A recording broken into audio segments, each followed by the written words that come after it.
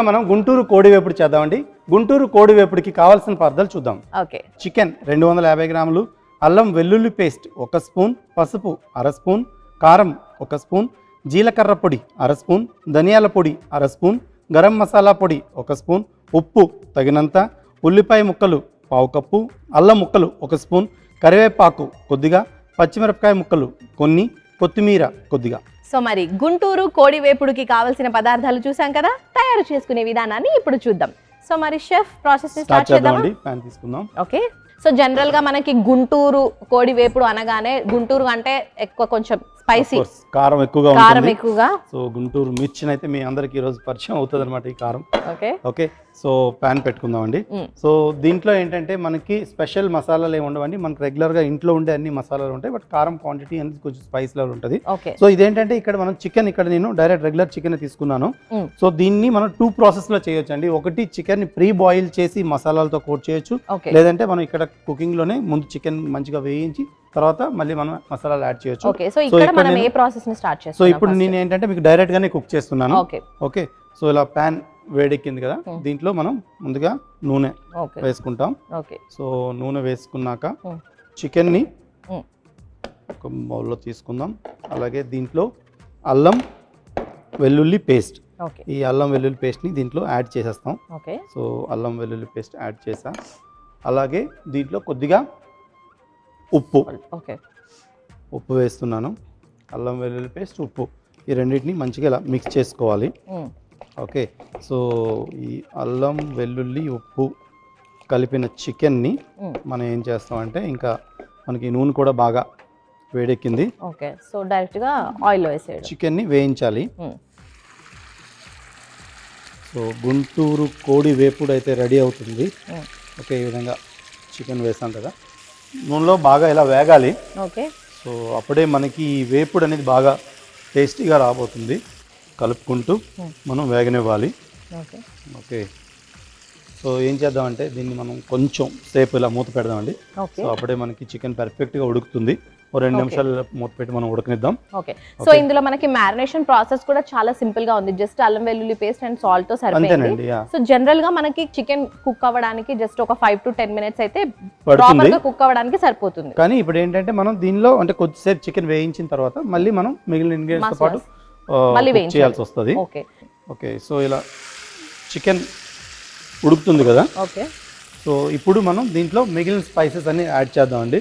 So specially ఏంటంటే మనకి అల్లం ఇలా పల్చగా కట్ చేసుకున్న అల్లం ముక్కలతో మంచి టేస్ట్ వస్తుంది. అల్లం వెల్లుల్లి పేస్ట్ వేసినప్పటికీ ఈ అల్లం తాలూకు ముక్కలు అనేవి బాగా రుచినిస్తాయి అనమాట ఈ పర్టికులర్గా ఈ డిష్కి. ఓకే. అలాగే వీటితో పాటు ఇలా చీల్చిన పచ్చిమిరపకాయలు కూడా మనం వేసుకోవాలి. సో పచ్చిమిరపకాయలతో కూడా ఘాటు బాగా వస్తుంది మనకి. అలాగే సన్నగా కట్ చేసుకున్న ఈ ఉల్లిపాయ ముక్కలను కూడా మనం చికెన్తో పాటు వేగనివ్వాలి. ఓకే. సో ఈ ఉల్లిపాయ ముక్కలు, అల్లం, పచ్చిమిర్చి వీటిని ఇలా మంచిగా మిక్స్ చేస్తూ కంప్లీట్గా ఇలా ఉడకనివ్వాలి. దీన్ని ఇలా వేగుతున్న దాంట్లో మనం స్పైసెస్ని కూడా యాడ్ చేయాలండి. సో మనం దీంట్లో పసుపు వేసుకుంటాం. ఆఫ్ కోర్స్ పసుపు, అలాగే కారం, పచ్చిమిరపకాయలు వేసాం అయినప్పటికీ మళ్ళీ కారం పడుతుంది. సో కారం కూడా యాడ్ చేస్తున్నాను. కారం, అలాగే దీంట్లో ధనియాల పొడి, అలాగే జీలకర్ర పొడి. పసుపు, కారం, ధనియాల పొడి, జీలకర్ర పొడి వీటన్నిటిని వేస్తాం. వీటితో పాటు గరం మసాలాను కూడా మనం యాడ్ చేయాలి. సో ఈ ఉల్లిపాయ ముక్కలు నేను కంప్లీట్గా అంటే జనరల్ మనం కూరలు అవి చేసేటప్పుడు ఏంటంటే గ్రేవీస్ చేసినప్పుడు ముందుగా బాగా వేగనిస్తాం, బట్ ఈ చికెన్తోనే నేను వేగనిస్తున్నాను. ఓకే. సో అప్పుడే మనకి బాగా టేస్ట్ వస్తుంది ఈ డిష్. వేపుడికి ఆఫ్ కోర్స్ వాటర్ యాడ్ చేయకూడదండి. ఒకవేళ ఇన్ కేస్ మీరు ఏమైనా మాడుతుందంటే కొంచెం చిన్న మంట మీద అలా కలుపుతూ వేగనిస్తే సరిపోద్ది. ఓకే. ఇలా చికెన్ ఉడుకుతుంది కదా, దీంట్లో ఇంకా అరోమాస్, ఇంకా ఫ్లేవర్ యాడ్ చేయడం కోసం ఇలా మనం నేచురల్ హెర్బ్స్ ని యాడ్ చేసుకుందాం. కొంచెం మనం కరివేపాకు, అలాగే కొత్తిమీర. మనం చికెన్ మ్యారినేట్ చేసేటప్పుడు కొద్దిగా మనం ఉప్పు అయితే వేసాం, అయినప్పటికీ ఇంకొద్దిగా ఉప్పు అయితే పడుతుంది. సో అలా రుచికి సరిపడిన ఉప్పుని నేను యాడ్ చేస్తున్నాను.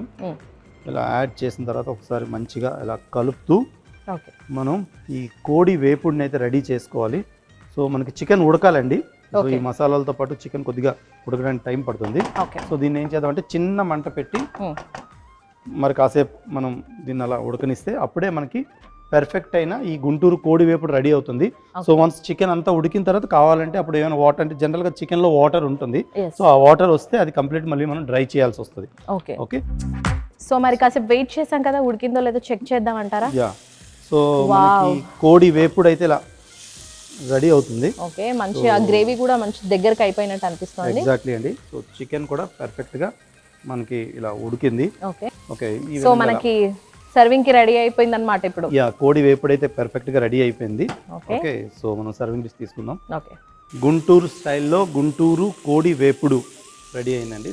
చాలా కలర్ఫుల్ గా ఉంది అండ్ టేస్టీగా ఉండబోతుంది డిష్.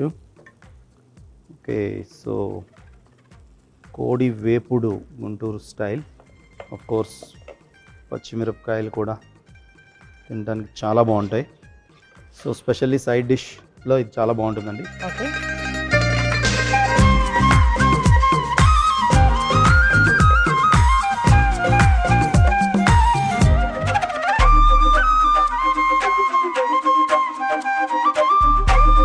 సో గుంటూరు స్టైల్లో గుంటూరు కోడి వేపుడు అయితే రెడీ అయిందండి.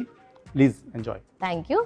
గుంటూరు కోడి వేపుడు కావలసిన పదార్థాలు: చికెన్ 250 గ్రాములు, అల్లం వెల్లుల్లి పేస్ట్ 1 స్పూను, పసుపు 1/2 స్పూను, కారం 1 స్పూను, జీలకర్ర పొడి 1/2 స్పూను, ధనియాల పొడి 1/2 స్పూను, గరం మసాలా పొడి 1 స్పూను, ఉప్పు తగినంత, ఉల్లిపాయ ముక్కలు 1/2 కప్పు, అల్లం ముక్కలు 1 స్పూను, కరివేపాకు కొద్దిగా, పచ్చిమిరపకాయ ముక్కలు కొన్ని, కొత్తిమీర కొద్దిగా. గుంటూరు కోడి వేపుడు తయారు చేసుకునే విధానం: ముందుగా స్టవ్ వెలిగించి పాన్ పెట్టుకొని నూనె వేసి వేడి చేసుకోవాలి. నూనె వేడయ్యేలోపు ఒక బౌల్ తీసుకొని అందులో చికెన్ ముక్కలు, అల్లం వెల్లుల్లి పేస్ట్, కొద్దిగా ఉప్పు వేసి కలుపుకొని వేడైన నూనెలో వేసి కలిపి కాసేపు మూత పెట్టి 2 నిమిషాలు వేయించుకోవాలి. చికెన్ వేగాక అల్లం ముక్కలు, పచ్చిమిరపకాయ ముక్కలు, ఉల్లిపాయ ముక్కలు, అలాగే పసుపు, కారం, ధనియాల పొడి, జీలకర్ర పొడి, గరం మసాలా పొడి వేసి బాగా మిక్స్ చేసుకోవాలి.